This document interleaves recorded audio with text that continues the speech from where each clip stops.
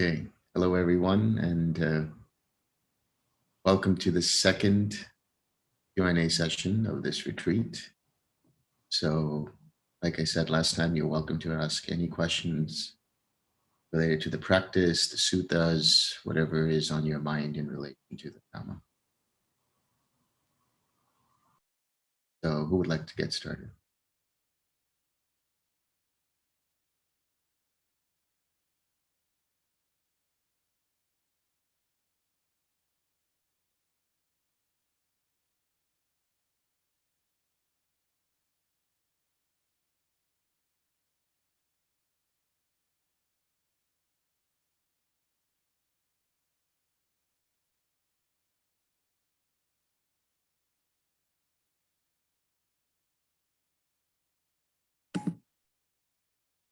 I have a question.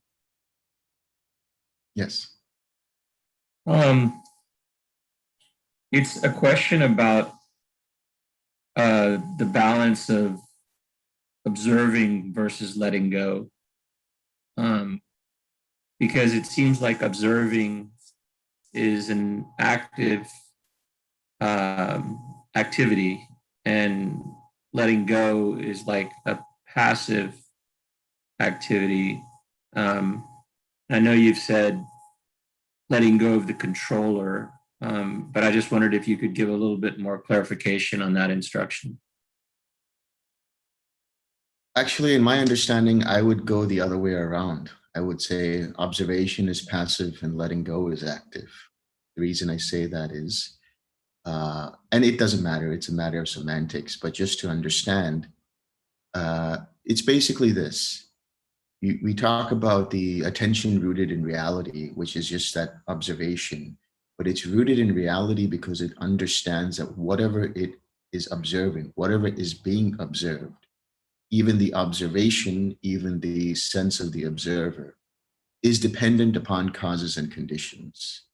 So if you start off the meditation process or the mindfulness process with that understanding, that you look at everything from the lens of the three characteristics.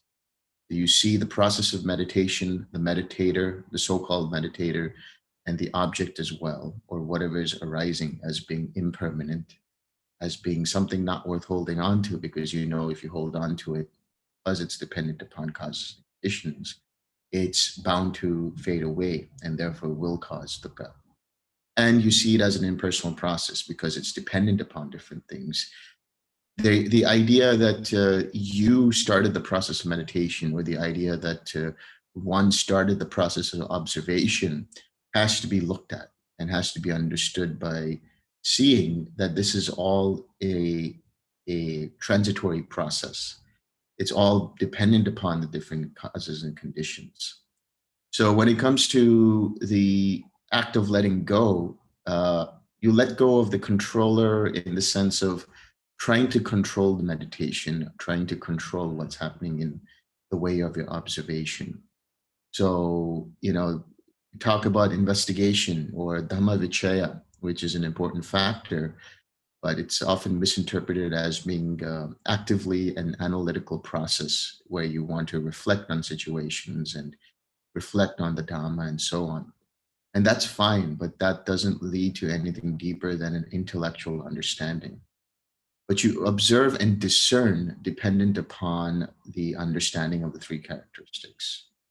So ultimately, that's the foundation of the observing of the meditation once you get there, where once you have an idea in the experience of the sixth jhana that arising and passing away of consciousness is the signature of impermanence, seeing that and understanding dukkha and seeing that there is no controller there, you then apply that understanding dependent upon that experience, based and rooted in that experience, in everything else. So for the first time, or let's say for a first time meditator or a beginner, probably meditating with that understanding will be difficult because they have all sorts of ideas about what that means. Like, what does it mean to meditate without the sense of a meditator? What does it mean to observe without the sense of an observer? But when there's concrete experience, in the sixth jhana of the impermanence, the dukkha, and the impersonality of phenomena, then you can start to apply it to everything that you see from that understanding.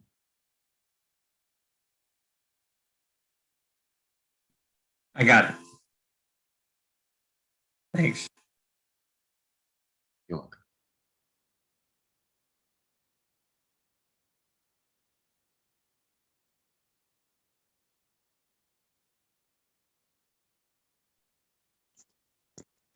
Delson, does food have any effect Yes. on our meditation? Different types of food. They can, in the sense that, if you have a certain, or somebody has a certain craving for food or a certain type of food, the lack of that food can be a cause of craving, and it can, and if you're hungry and so on and so forth. And the different types of food can have an effect insofar as either creating sloth and torpor. So the amount of food you eat has to be understood as just the amount that makes you feel full and satisfied. Eating beyond that, then the mind becomes sluggish and so on. In terms of food, like the idea that there is, in certain philosophies in India, there's the idea of rajasic, tamasic, and sattvic food. And that is basically that certain foods will create certain kinds of shifts in one's consciousness and personality. That's not really discussed in the Dhamma, and that's not really that relevant. But what is relevant is to find what works for you the best. There's no restriction on food, but you have to see what works for your digestion system, what works for the effects that it has on the mind. And it's a matter of experimenting. It's a matter of observing. If I have this kind of food, this is the effect that it has on the mental state. If I have this kind of food, this is what it has on the, and then you start to notice it and you start to see it. And then you start to observe the measurements of food. If I eat this much at a certain time, I tend to get sluggish. But if I eat at this time and I'm meditating, I have a light mind. So it doesn't work the same for everybody. But in terms of very general guidelines, you want to be very measured with your food, and you want to have a very controlled sort of appetite. So eat as much as you require for your sustenance, and then beyond that, it would only be causing further craving and attachment and self-indulgence. Okay, thank you. One more theoretical question related to this. Modern science says plants have life, but in the list of 31 lokas, I don't find plants. What do you say about that? That's right. Yeah, this is an interesting discussion, and this is something that I was actually writing about in an upcoming book, and I had a discussion with another meditator about this. And we have to understand it in the concept of samsara. So samsara is really that karmic cycle. It's the continual cycle of creating karma, and so you have to look at it in two different categories. Now, you have sentient beings and you have non-sentient beings. So I would say sentient beings are beings that are karma producing, and non-sentient beings are those that don't produce karma. So that would be, for example, bacteria, protozoa, viruses. Viruses also, I mean, scientifically, it's not really considered to be completely like life, because it's just basically DNA that's programming whatever is happening. And parasites, amoeba, things like that, very, very microscopic bacteria, and then plants themselves. They have the aggregates. They have form, but they have very limited, if at all, the idea of feeling, the idea of perception, the idea of cognition, but they don't have intention. And it is intention that produces karma. So there is definitely respect for plants and for trees because they provide shelter, lodging, and food, and so on for other beings that are dependent upon them. So within the 31 planes of existence of samsara, you see that there are animals. And the reason why is because animals have intention. And these animals range from insects all the way to the blue whale and whatever else in between. And they have empathy. They have the capacity to be compassionate. They have the capacity to be hateful also. They have the capacity to be spiteful. And so they can produce karma. So while plants are considered objects that, or not beings in the sense of creating karma, there's a sutta which is called the Satta Sutta, and I think it's in Samyutta Nikaya number 5. I'll find out right now. Actually, give me 1 second. Oh, it's the Anguttara Nikaya 7.66. So there's the definition of what a being is. And there the Buddha talks about a being is one who clings and who craves in relation to each of the 5 aggregates. So you see that in animals, you see that in the hell realms, you see that in the hungry ghost realms, you see that in the human realms, in the Deva realms, the Brahma realms, and so on. So it's in relation to the aggregates, the 5 aggregates, and how they relate a sense of self to it that produces the karma. And that karma is produced through intention. In the case of plants, in the case of bacteria, in the case of protozoa, and so on, you don't see that happening. So while they are alive in the sense that they are non-sentient beings, that they don't produce karma, they are not considered to be within the scope of the karmic cycle of samsara. Thank you very much, Delson. I asked this question to many teachers. Nobody explained like this. Thank you very much. You're welcome.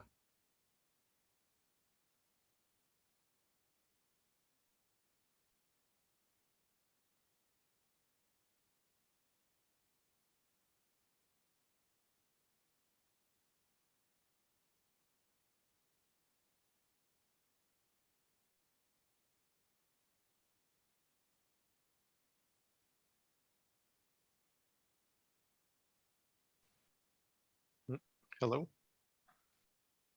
Yes, hello. Oh, so I have some questions about the links of dependent origination. Yeah.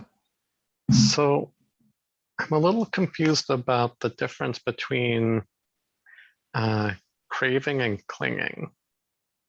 Because they seem, I don't know, like in English, they seem to have a similar kind of connotation. Yeah. So yeah, craving comes from tanha, which really means thirst.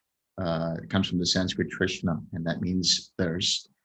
And the thirst is really there are 3 types of craving. There's craving in the way of the senses, craving for sensual experiences, craving for existence, and craving for non-existence. So sensual craving is basically the craving that you have in relation to all of the physical senses and the mental experiences that you have. You project onto it the sense of self, you identify with it, and because of that, you want either more of it or you have aversion towards it and you push it away, saying, I don't want more of that because it's unpleasant. When it's a neutral feeling that arises, then the craving that can arise is basically identifying with it, making it personal, even if it's not pleasant nor unpleasant. Clinging, it's known as upadana, and that is related to the idea of fuel. It creates further fuel, for being.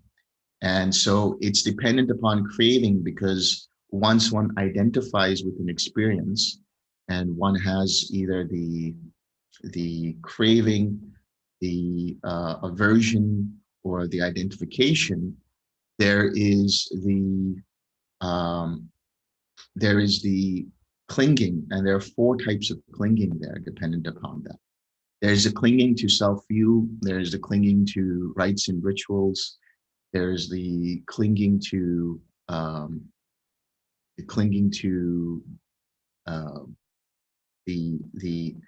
the views, and clinging to, oh, I forgot just now.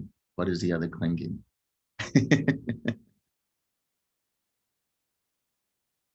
There's the clinging to self-view, which is basically the idea that you understand or you see the world by the sense of a self attached to each of the 5 aggregates.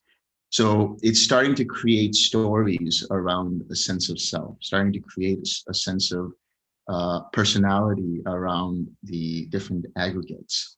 The clinging to views is creating stories around and defending certain views that you have. Traditionally speaking, that kind of clinging was related to 2 specific views. Number 1, you have the clinging to the eternalist view, which presupposes a self. And that self is understood to be some kind of a soul that continues to, take rebirth over and over again. And so it is eternal. And that's the wrong view, because we understand everything to be dependent upon causes and conditions. Then we have the clinging to the annihilationist view, which is the idea that the self is tied up to the body. And if the body dissolves, then the self also dissolves. So it still presupposes a self. This kind of view creates hedonism, creates nihilism, all kinds of views where one doesn't consider taking any importance towards the precepts. It doesn't see that there is any value in taking the precepts. And now I was provided with the 4th one, which is the clinging to sensual pleasures. So the clinging to sensual pleasures is basically creating stories around what you experience in the way of the senses. For example, you see something on TV and it is a sense experience. And maybe it's the news, or maybe it's an advertisement, or maybe it's a show. And you create this clinging or attachment to whatever it is that you're watching. Like maybe every day at 6:30 in the evening, there's a show and it's become your favorite show. So that is the story behind that, and you identify with that. Or you hear a piece of music and now that becomes your favorite piece of music. Or you taste a certain food and that becomes your favorite food. And then the clinging to rites and rituals is really clinging to the idea that certain things that you do will create for you the circumstances for nibbana.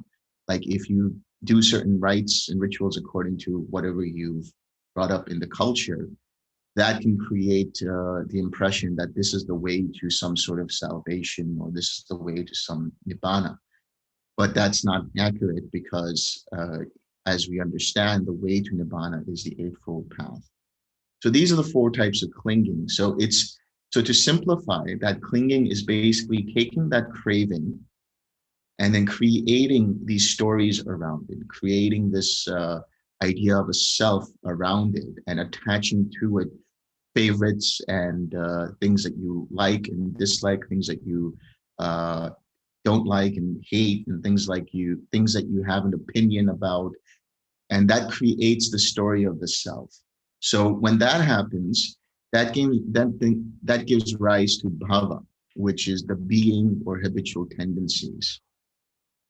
So that's the fuel for the sense of being or existence, which is dependent upon certain kinds of underlying tendencies. So all it is really is the craving is the initial spark in which one identifies with the process. The clinging is when that spark becomes even greater into a fire. And then that fire becomes a large, huge fire in the sense of being. And that causes rebirth of action. It's a pretty long answer, but hopefully that is clear to you. Yeah, that helps a lot. Okay, good. And this is a good insight. It says dana means to give, as we understand generosity, and adana means not to give. So in other words, it's another interpretation is upadana would be the situation of not giving up. So holding on to things tighter than letting them go. And I would add to that, that means there's an opportunity, even if you crave for something, even if you have the link of craving, as soon as you use the 6R process to recognize, oh, the mind is identifying with this process, and you let that go with the release and relax, you bring up something that is wholesome, and you return to a more balanced mind, then you let go of craving. But even at clinging and being, when it comes to clinging, if you start to see that you're having attachments, you're starting to hold on tighter to certain things like your favorite food or your favorite show, or you start defending certain things because they mean something to you in the way of a self. If you recognize that, because that can be a potential for dukkha, that can be a potential for suffering in the way of conflicts and the way of arguments and debates and so on. So if you let that go, if you recognize that and let that go through the 6R process, then you don't allow the being to further come to be. In other words, you don't allow the bhava come to be. And in the sense of bhava, when you have these habitual tendencies, you start to see that there is this sort of flurry of thoughts that are coming together to create some kind of action that you want to do from this sense of self. And it could be either wholesome or unwholesome, but usually it's unwholesome because somebody is trying to defend their attachments and their story of self. And then the rebirth of action, or the birth of action, is where it's like you have basically released the arrow and there is no way of coming back. Once you've released it, it's gone. So up until birth of action, you can take those factors of birth and let them go. You can use a 6R process to let them go. So this is the other way of understanding how to apply the six R's through the process of craving, clinging, and being. And it's really using right effort, noticing that the clinging or the craving or the being is the first noble truth.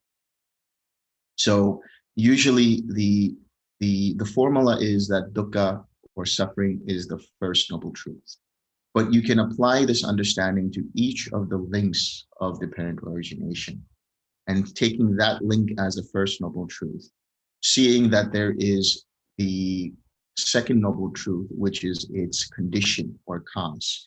So in the case of clinging, you see that the first noble truth is clinging. The cause of that clinging is the craving. You abandon that and you experience release from that. And how do you abandon it? You abandon it through the fourth noble truth, which is the Eightfold Path. The Eightfold Path is encapsulated in the 6R process because it is right effort. It's the heart of the Noble Eightfold Path, because with right effort, you go from wrong view to right view. You go from wrong intention to right intention. You go from wrong speech to right speech, from wrong action to right action, from wrong livelihood to right livelihood, from wrong mindfulness to right mindfulness, and from wrong collectedness to right collectedness. So it is really the focal point, the turning point of the process. So by using the 6Rs, then you get to that release, which is the third noble truth of Nirodha, the cessation of that clinging. So you can go back to Majjhima Nikaya 9 with that understanding and see how Sariputta also applies this four noble truth formula to each of the links of dependent origination. And that is the Samaditi Sutta, or the Sutta on right view.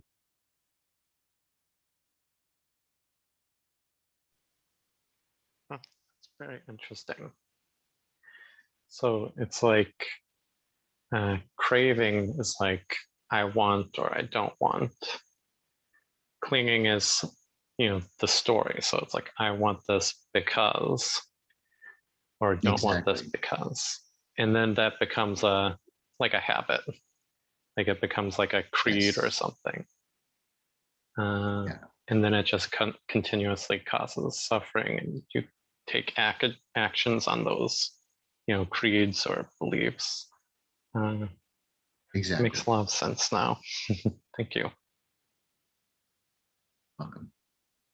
I also had some questions about some of the other links. Like, I'm not totally clear about mentality, materiality, consciousness, and was it volition? The formations. Yeah. I'm not sure what those, like how they all work together. Yeah. So here's the way to understand it. You have formations, and there are three types of formations as we understand it in the suttas. There are multiple different types of formations, but to simplify it for the concept of, or the understanding of dependent origination, you have three different types, which are the mental formations, the verbal formations, and the bodily formations. The mental formations are basically, and all formations are basically in this context, like pockets of experience. They are dependent upon somebody's choice that they make in any given moment. And they are, in the context of dependent origination, conditioned by ignorance. So these formations will arise anytime there is any kind of craving, conceit, ignorance, not applying mindfulness. These kinds of formations will give rise to a fettered consciousness. So the mental formation is related to the experience of feeling and perception. So feeling here is the experiencing, the sensation of an experience. The perception is the understanding of what that experience is. So if you're experiencing something in the way of seeing something, the understanding that that is pleasant, unpleasant, or neutral, and then whatever it is you're seeing. So if you're seeing a tree in front of you, first there is the experience of seeing the tree, then there's a perception that that is a tree, and then there are leaves there and there are branches. So it's the mental formations that allow for this process to happen. The verbal formations are really formations that allow expression to happen. So they're verbal formations because a person first contemplates what has been said in a discussion. And then based on that, the formations give rise to a thought process, which then gives rise to what one wants to say. And then one says it or one acts. So it's the intention of that that is dependent upon those formations. The physical formations are really just the breathing. Traditionally speaking, they've been associated with the breathing processes. So when they say tranquilizing the formations at the fourth jhana of the physical formations, they're talking about how the breathing becomes softer and slower.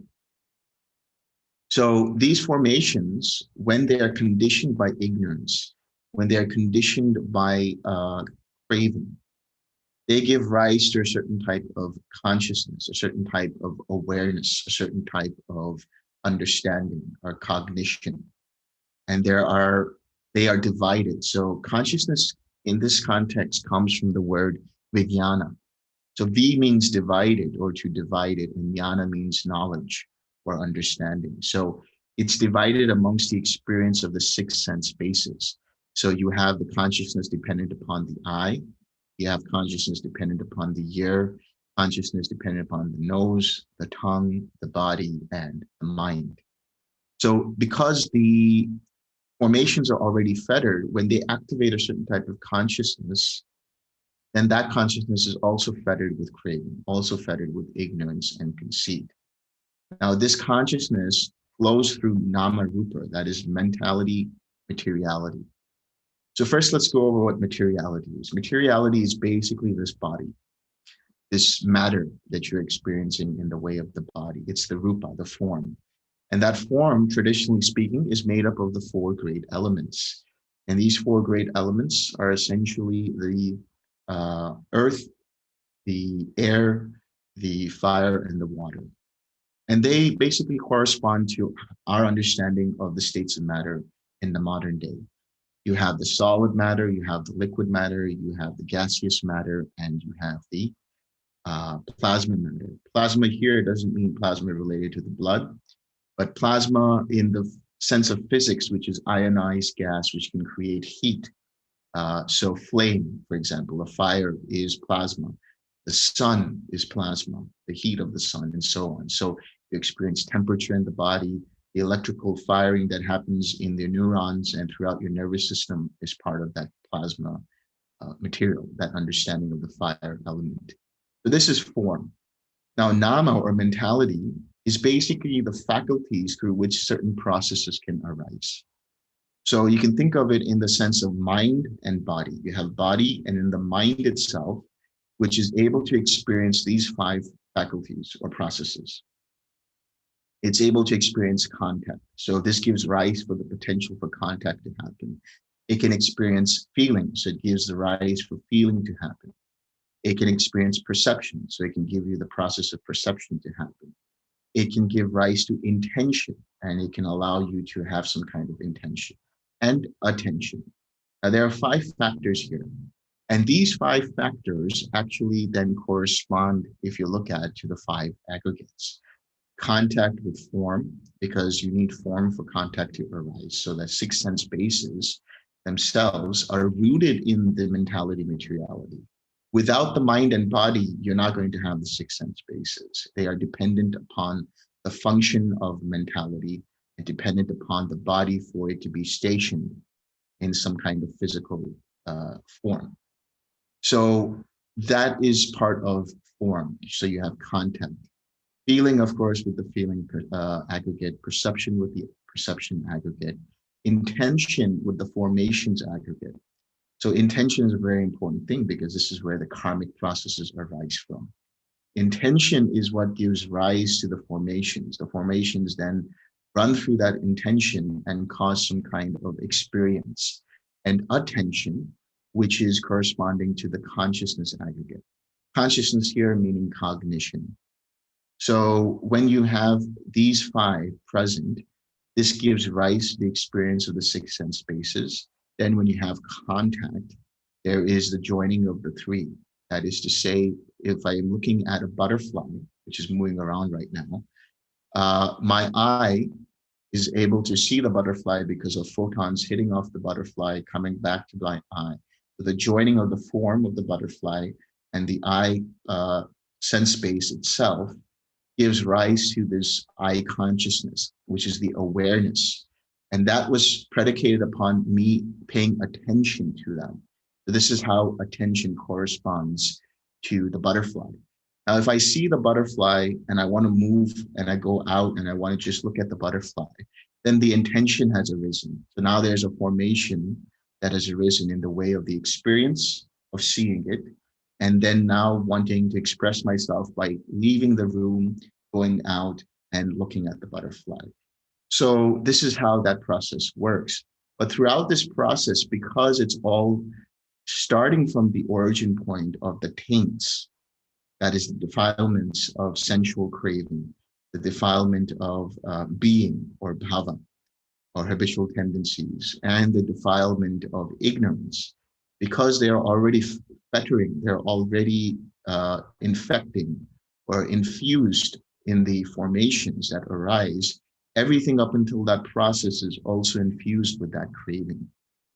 And so when the formations arise, they arise dependent upon or conditioned by these different taints, by these different defilements, but they arise based on the contact, based on the feeling and perception. So when there's contact, there's a loop. So you have the link of contact and there's a loop in terms of then formations arising dependent upon that contact, which gives rise to attention to what is being seen or experienced, which is the consciousness. And that is housed in the mind and body.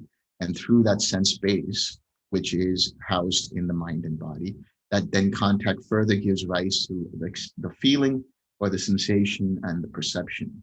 Now, in that moment of perceiving, in that moment of feeling, if the mind identifies with it, that is craving.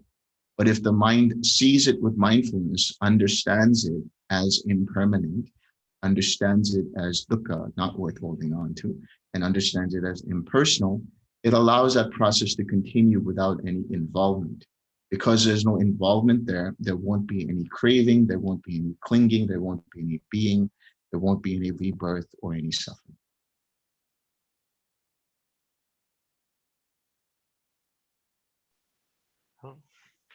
makes a lot of sense.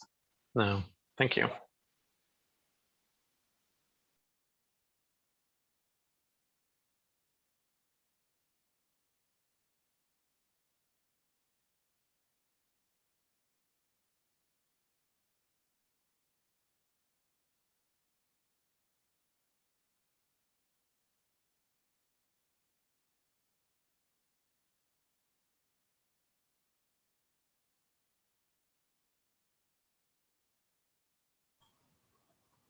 Hi, Delson. Can I ask one question, please? Yes, of course. Why just one? You can ask as many as you'd like. All right, thank you. Like talking about this clinging, and then I saw doctors list off like that there's a full type of clinging, and which one is the hardest to let go? And yeah, why would that be? You know, the thing is with that clinging, it really depends upon the individual's karma. And what I mean by that is, if an individual is predominantly looking for sensual experiences, looking to be attached to sensual experiences, then the formations and intentions will root them in such a way that they will have more sensual clinging. Or if they are a being that is more mental in their experience and thinking about things, starting to create opinions about things, starting to create views about things, then they will be more situated in the clinging to views, holding on to certain opinions and views. If they have a tendency to be, in a sense, OCD about certain rituals and rites, then they will be having a problem with the clinging to rites and rituals to let go of that. The clinging to self-view, that is completely destroyed when one enters the stream, at stream entry. So that self-view only comes about because it's already ingrained in a person as they are born, that there is some kind of sense of self attached to one or more of these five aggregates. Like, I feel this, I'm perceiving this, I'm aware of this, and it's my awareness, and so on and so forth. So if they have this kind of conceit, this kind of view for predominant throughout their life, then it'll be difficult for them to let go of the attachment to seeing self in this way and letting go of that. Now, there's a difference. I mentioned conceit just a little bit earlier. The self-view is one thing and the conceit is one thing. So the first three fetters, when you see that are destroyed in stream entry, one of them is the Sakaya Ditti. Sakaya Ditti is the belief in a personal self. When that is gone, then there is no clinging to the self. So there will be a conceit still present until one becomes an arahant, which is to say that there is still this intrinsic experience or identification with the process. Even though one intellectually knows, even though one has experienced and seen it, that none of these aggregates are self, that none of this experience is self, the six sense bases and so on, still they relate to the world from some sense of self. So that conceit is destroyed when one becomes an arahant. So in short, it is dependent upon a person's formations that they generate based on their experience. So if they're more sensual pleasure oriented, then it'll be difficult for them to let go of the clinging to sensual pleasures. If they're more opinion oriented, it's difficult for them to let go of views. And if they are more attached to rites and rituals, that also will be difficult. Now, I mentioned rites and rituals. That's the other part. That's the other clinging that's destroyed when one enters the stream, because no, they don't really take any importance towards rites and rituals anymore as a way of experiencing Nibbana. So in stream entry, these two clingings are all completely gone, but there's still the clinging to certain views dependent upon the conceit. There's still the clinging to sensual pleasures dependent upon the sensual craving. Thank you. Like you read my mind. Like the next questions that I was going to ask you is about this conceit, and why would even the person without, like, let's say a stream injury, still having this conceit, and why is it difficult to let go? So thank you.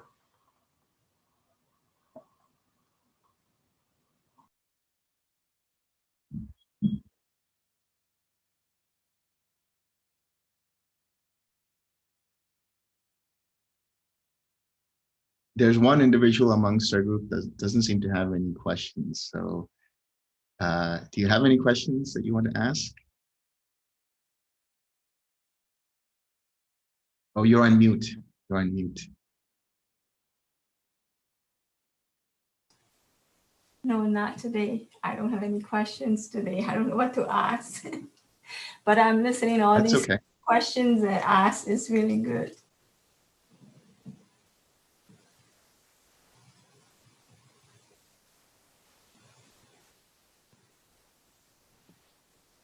I have a couple questions, Delson. Yes, go ahead, please. The first one goes back when you were talking about food before. I was curious what your thoughts were about caffeine. Yeah, caffeine is a big one, right? It's one that a lot of people have trouble with in terms of letting go. And it's a habitual tendency, really. People have a habit of needing either coffee or tea in the morning. And if one of the ways that I explain to people on retreat is that try not having caffeine in the morning. Just try one day and see what happens in relation to your thought processes. And see the difference between how you respond if you don't have caffeine. When you start to observe these things, then you notice, oh, there is an attachment dependent upon that caffeine, that I'm acting in this way. If you start to become mindful in this way, you start to let go of that. And the second part to that is replace the caffeine with compassion meditation. So as you might know, the Buddha early in the morning, he would radiate compassion throughout the universe. And they called it the meditative attainment of great compassion or something like that. But basically, that's just a way of saying that he was radiating compassion. And why specifically compassion? Because it brings the mind to a certain point of alertness and awareness. And it can be joy, it can be loving kindness, whatever you want it to be.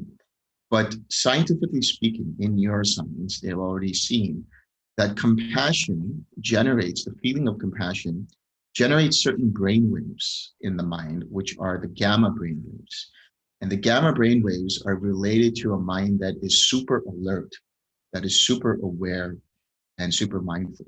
Same kind of effect you would get with caffeine. So I would suggest you might try experimenting with that and replacing your cup of coffee with maybe a half an hour, 45 minutes of compassion early in the morning, and see how your day goes about.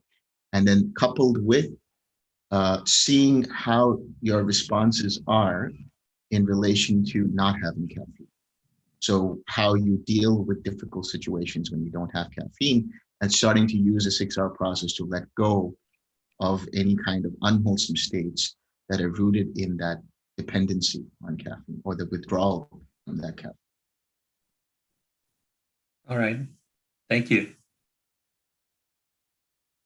I have one other question, and it's about just the perception that I've had when I'm meditating and like I'm in a fairly deep jhana, and then I'll for whatever reason have a cause to get up and do other activities that break the jhana, and then I'll come and sit back down to meditate, and I can drop back into jhana pretty quickly at that point. But it feels like there's a lot of energetic movement in my head during that process. And I'm just trying to, I'm assuming that's not unique to me. And, is it just a matter of is it the meninges like releasing the tension as I'm dropping into jhana, or what is all that energetic movement that I'm feeling? Yeah. I would say that energetic movement is dependent upon physical activity. So that the actual act of moving around, when you get up and do something else or whatever it might be, and then come back, that activity is what is causing the physical formations to arise.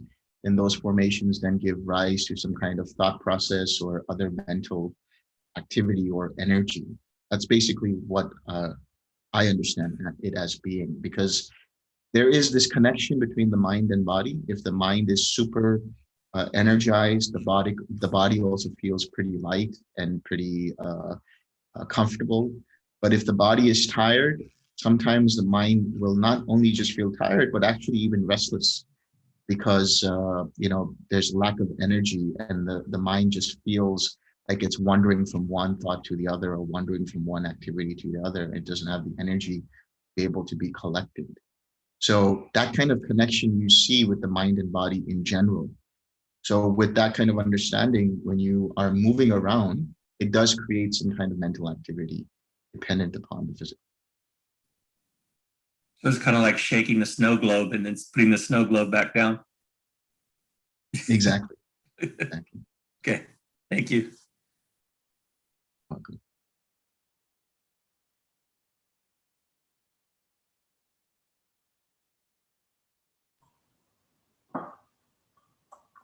One more thing, Delson, like just Bob mentioned about this coffee.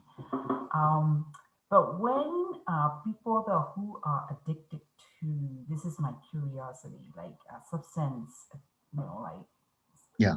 the alcohol or drugs, there's some type of permanent changes happen in the brain that probably contribute the way people clinging onto these things, right? Right. Yeah. When it comes to substance abuse and alcohol abuse, yes, it can have detrimental changes to the brain. But the wonderful thing about it is the brain is plastic, meaning it can always be remolded dependent upon new conditions and new choices. So, somebody who is heavily sort of addicted to some kind of substance, when they stop the substance, they will definitely experience some kind of withdrawal symptoms. And it can be fairly light, or it can be fairly intense, depending upon how their body reacts to not having that anymore. It becomes habituated. That's part of their process now. Like, they need the substance, they need the alcohol, they need the drugs or whatever it is. And then it just becomes part of their thought pattern, part of their behavioral pattern, part of their identity. But at the same time, if they withdraw from it, the effect of that will cause some pain, will cause some kind of suffering. But they have to see through it, through, of course, if it helps, some kind of medical attention, some kind of therapy, and so on. And then the meditation, if it's possible, to give them a new sense of understanding of what it means to be happy and how one can keep the mind uplifted. Because for the first few times when a person has alcohol or drugs, they're doing it because they want to experience something new. They want to uplift the mind, and they feel some kind of rush, and they want to continue to repeat that same kind of rush. So that is the craving, that is the clinging, and then that's the habitual tendency that arises based on that addiction, based on wanting that rush again. But if they start to taper off of it, they start to seek medical attention and so on. And then they couple that with meditation and start to see this process of addiction present in them. Because more often than not, it's not just the substance that is the issue, it's the addictive nature of the mind that causes the continual wanting of that. So the meditation or the process of observing and mindfulness allows one to see that addictive nature and allows one to let go of it, allows one to understand it, acknowledge it, and then use the 6R process to release it and let go of it. So it's a much more complicated effort, because there's always like those thoughts of, okay, I need my next fix, I need another glass or whatever it is. But if they take a pause and they notice that, and then they release it and let it go, they will actually find a space where they realize that they don't need it. Because the addiction is not 24/7. That's what they're going to notice. The addiction or the addictive nature is not permanent. It only arises because of a difficult situation. It arises because they see something that is unpleasant or experience something that is unpleasant. And in order to let go of this unpleasant, they're using the substance as a way to let go of that unpleasant and replacing it with this feeling that the substance brings them. But if they take a pause and spend some time to realize that unpleasant experience is impermanent and let go of that, then they also see that they don't need the substance to eradicate that unpleasant feeling. But it takes time, and it takes patience, and it takes a continual effort. I think the most important thing is like probably, in these type of situations, like willingness to give up, or willingness to see that, this is the dukkha, this is the suffering that, um, yeah, that's, well, you talked a little bit about it in the Upalita Sutta, the last time we read through it, right? It is suffering as a base prerequisite to the, nirvana anyway, like, or liberation anyway. So, yeah, I was just wondering, it's like, where would that the mindset per se, like willingness to let go would come from, it's Yeah, basically, it is that samvega, that cultivated intention, and that spiritual urgency that they see things are not going right. I'm not living a life that I enjoy anymore. So, is there a way out of this addiction? And so, that wanting to be out of that addiction is the first starting. thank you.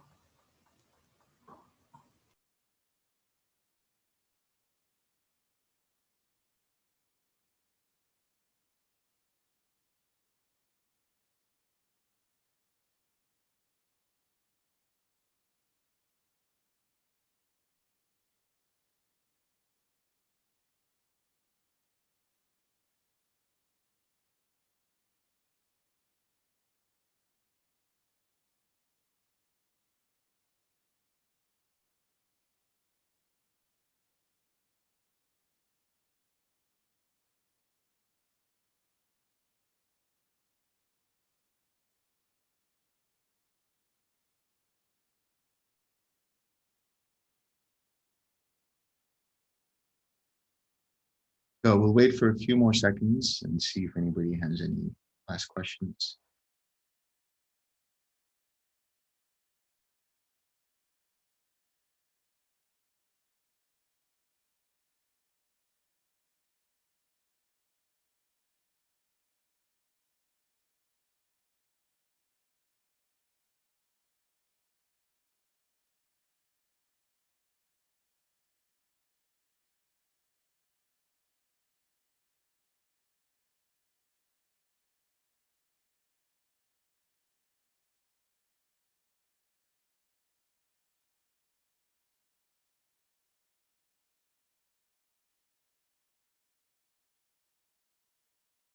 Okay, let's share some merit.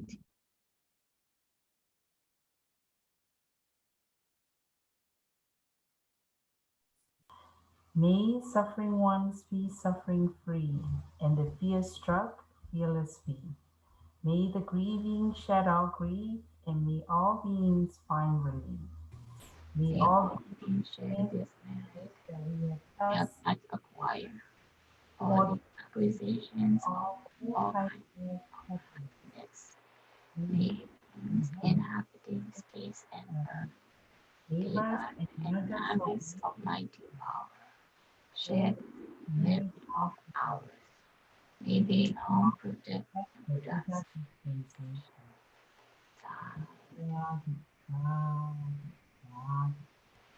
Thank you so much, Delson. Thank you. Thank you, everyone. You. Thank you.